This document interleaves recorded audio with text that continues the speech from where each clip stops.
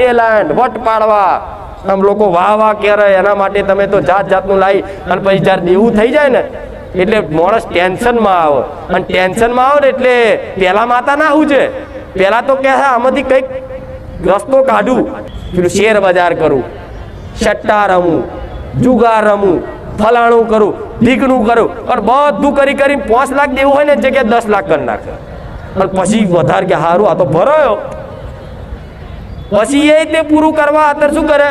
એ બધો રસ્તો કરી લે ને એટલે માણસ ચોરીના માર્ગે આવે ચોરી કરવા જાય લૂંટ કરવા જાય અને છેલ્લે એ કરીને થાકે ને અમે તે નિષ્ફળ થાય ને બધું ગુમાય ને એટલે માણસને શું વિચાર આવે કહું આત્મહત્યા કરી લો થાય ને આવું બધી બારીઓ જ્યારે બંધ થઈ જાય ત્યારે માણસના આત્મહત્યા કરવાનો વિચાર આવે આત્મહત્યા કરવાનો વિચાર કેમ આવે છે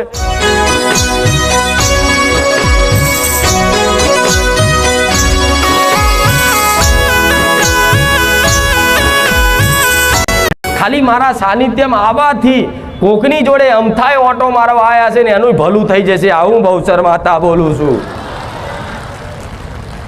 તો જો કદાચ થોડું ઘણું તમારું મન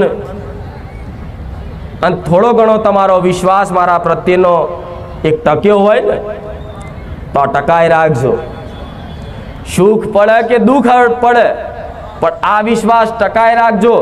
જગતમાં કદાચ નોધારા છોડું ને તો ગોડા હું નોધારાની હું મેલડી મટી જાઉં મારા મેલડીના રામ રામ રોમ મારી મેલડી ઉગતા પોરની મેલડી ખુખાર મેલડી રામ આ વિશ્વાસ ટકાઈ રાખજો ખાલી વિશ્વાસ અને વિશ્વાસ ટકી રહે એના માટેના ડગલે ને પગલે મારા પ્રયાસ હોય છે કે નિરાશ ના થતા બેઠીશું દર રવિવાર બોલું છું ને કે બેઠીશું ચિંતા ના કરતા તો જેને જેને આ વાત ઉપર ભરોસો આવતો હોય કે ખુખાર મેલડી સાક્ષાત બેઠી હશે તો મગજમાં ગોઠ બોધી લેજો ગોઠ મારી લેજો તમારા માટે કદાચ અડધી રાતે યાદ કરજો કૂદકો મારી નાવ તો હું મેલડી નહીં ગમે તે સમયે ગમે તે ચોગડિયાએ ગમે તે જગ્યાએ ગમે તે સ્થાને મન રોમવારી મેલડી ખુખાર મેલડી મને એક વખત ટવકો કરી જોજો સેકન્ડ પલવારમાં આંખના પલકારે તમારી જોડે આવીને ઊભી ના થઈ જવું અને તમારું ના થતું હોય એવું કદાચ અશક્ય કોમ જો કદાચ ઝાટકે કદાચ સેકન્ડ પલવારમાં ના કરી આલું તો ગોળા હું સોલંકી પેઢીની મેલડી નહીં પણ વિશ્વાસ રાખજો કે 24 કલાક ઓનલાઈન રહેનારી માતા છે 24 કલાક ભલે લાખો ભાવિક ભક્તો રહ્યા પણ લાખો ભાવિક ભક્તોના અલગ અલગ રૂપમાં હું જોડે રહેનારી માતા છું એક ભાવિકની જોડે એક રૂપ લઈ જવું બીજા ભાવિક જોડે બીજું રૂપ લઈને જવું પણ બધા મારા ભાવિક ભક્તો જે રાત દાડો મને મેલડીને યાદ કરે છે ને આમ થાય એની જોડે રહું છું ભલે કદાચ કોઈને સપને ના આવું ને તો એવી શંકા ના કરતા તું મારા જોડે સુખ નહીં પણ હું તો એવું કહીશ કે મારા સાનિધ્યમ જેને 5 રવિવાર ભર્યા છે અમથોય થોડો વિશ્વાસ આવ્યો છે ને એને મેં મેલડીએ પ્રમાણ આલ્યું છે હું તારા 5 ડગલા આગળ છું આલ્યું કે નહીં ખાલી ખાલી અહીંયા બોલજો હું નકો બહુ જુઠ્ઠી માતા છું આ તો બોલી જાઉં છું બધું થઈ જાય છે બધું જગત કહે છે કારું આટલું બધું ચમનું થાય છે હું તો ગપ્પા જ મારું છું તોય થઈ જાય કોમ આ શું ખોટું તો આવો વિશ્વાસ રાખવો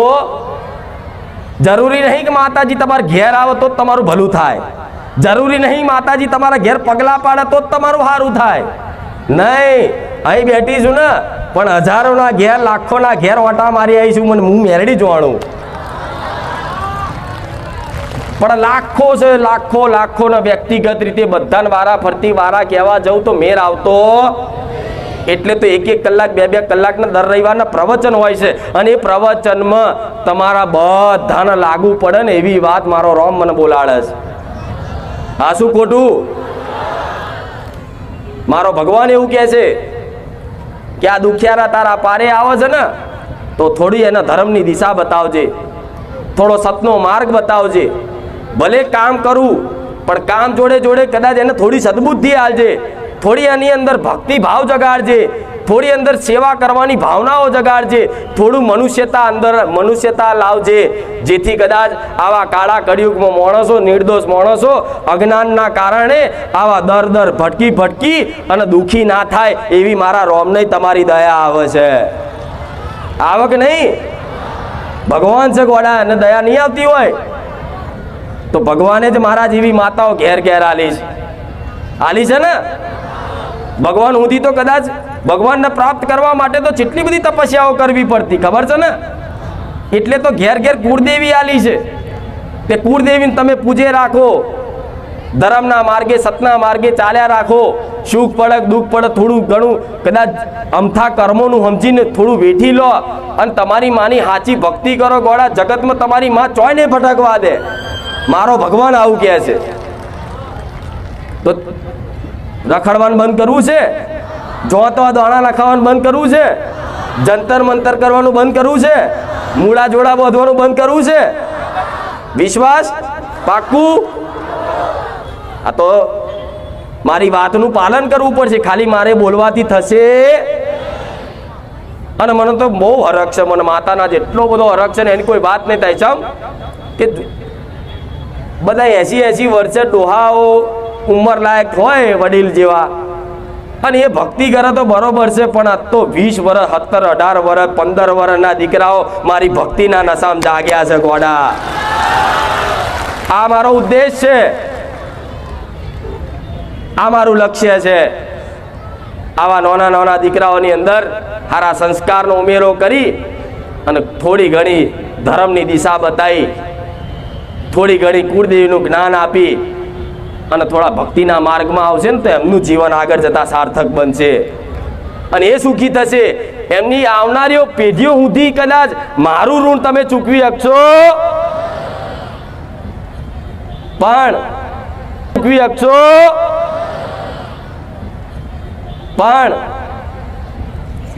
દુઃખ મટાડું. પહેલી તો વાત એ છે,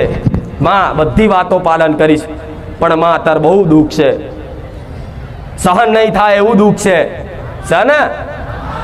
મને ખબર જ છે બધાનું. કોઈ સુખી માણસ થોડી અહીં બેઠા હોય. સુખીને તો મારે ખોરવા પડે. ખારું કોણ સુખી છે? અહીં નહીં, આખી દુનિયા